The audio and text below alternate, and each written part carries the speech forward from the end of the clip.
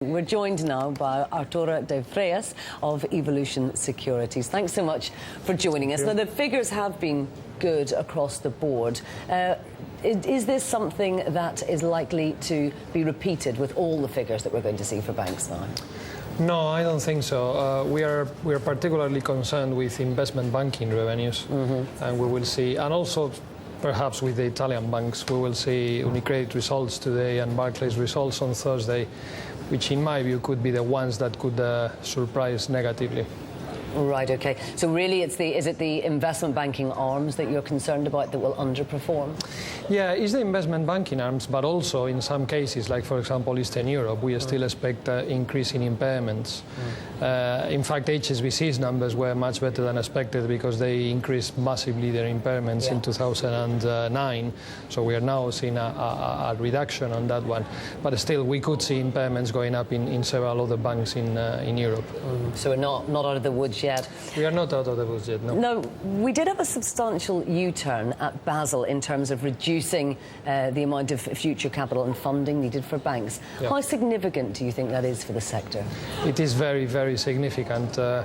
If you have asked any fund manager in the world in the last 2 or 3 years their position on banks, they will have told you we are underweight or we are short because of two main concerns, capital and funding. Capital and funding, it was always the same mantra. Those two concerns are now much less of a concern. The sector is still reasonably cheap. Returns are still going up in our forecast for the next 2 or 3 years. So we think the Basel U-turn is probably the signal for many PMs around the world to rethink their underweight in banks. Really? So this could actually be a turning point for those fund managers to have a look? Yes, we think it can be. So is this something that will happen across the whole sector, do you think, in terms of people being underweight in it? Or are there certain banks that you do have reservations about? Well, we like growth. There is not much growth in Europe right now, sadly, because the economies are retrenching. So we like emerging markets stocks. We like Standard Chartered. We like Santander. We also like turnaround stories where there is a lot of self-help in the stocks, like Royal Bank or Lloyds. We tend not to like much Central Europe because, again, there's not any growth there. And as I said before, we are especially concerned, mainly given regulatory pressures, about investment banking returns going forward.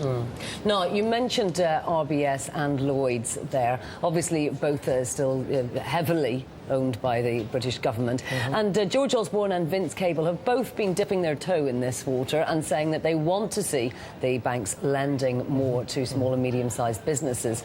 Are you concerned about the intervention of the government in terms of pure commercial sense? It is always a risk, and we have seen a fair amount of intervention and regulation in the last couple of years. But I don't think we are going to. I don't think it will become a dramatic negative, because I think lending will naturally come. I mean, banks are now cutting their balance sheets, improving their capital, improving their funding, rebuilding their profitability. When that's done, and I think these H1 results will give a very clear signal that things are on the right path, lending will start again. And lending to SMEs is always very profitable. What I think banks will do will be cutting lending to large corporates, cutting, let's say, excessive lending to capital markets, for example, and refocus their efforts and their available capital to SMEs and individuals. Now, you mentioned Santander. Santander's profits obviously came in just below analyst estimates, but they did very well in emerging markets, and that's what you're looking for. Yes, exactly. Brazil is their biggest driver in terms of earnings. Is worth more than a third of the total group right now. We expect absolutely bumper profits from Brazil in the next couple of years. We also expect very strong growth in the UK. UK obviously is not an emerging market, but in the case of Santander, it's a big growth driver. It certainly is. Okay, Arturo De Frias, thank you very much indeed for joining us this morning.